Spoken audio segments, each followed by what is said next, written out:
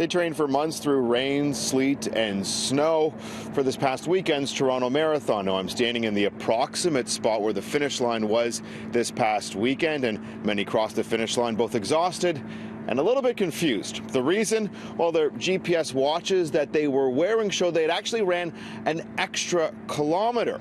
And the apparent, alleged miscalculation has many runners saying it cost them a spot in the Boston Marathon. When I crossed the finish line, my watch said I ran 43.4 kilometers. And you're supposed to be running 42.2. Yeah.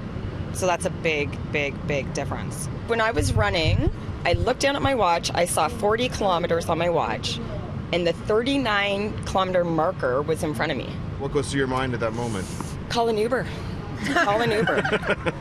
I'm not kidding, though. Yeah, I thought about that a couple times. For Megan Carlomusto and Aaron Tremblay, it was a disappointing feeling, but for their friend Carolyn Agnew-Hall, the potential inaccuracy is a crushing one. She was 4 minutes off the time she needed to qualify for the Boston Marathon. I would have qualified for sure. City News reached out to Toronto Marathon organizers today to ask them how many other complaints they've received and how they calculate the course.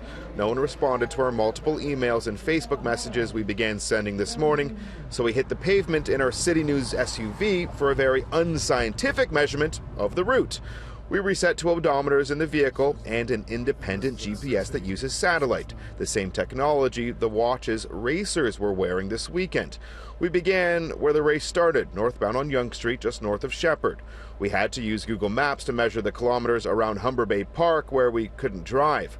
When we added up our totals together, the good old-fashioned odometer had the race total at 42.6 kilometers. The total for our GPS using satellite technology, 43.7, more than a kilometer longer than a marathon should be.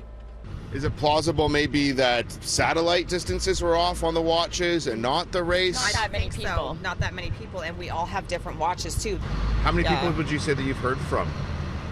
I'm going to say about 30, because I literally stood on the street corner by Brazenhead and was just asked. Every time I saw somebody with the big medal, I was like, what does your watch say? Every single person that passed me was saying the same thing.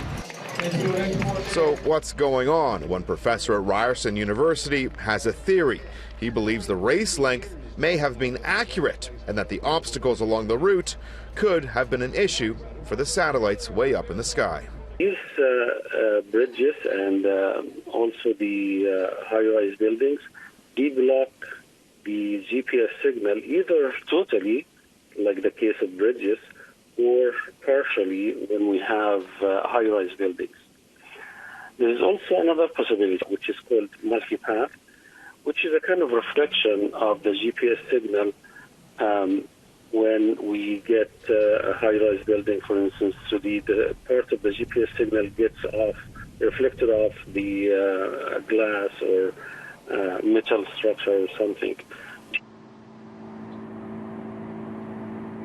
When it comes to calculating a marathon, accuracy is everything. On the Toronto Marathon's website, it says the distance of the race is certified, though how they reach that certification is still unknown this hour since they did not respond to our multiple questions.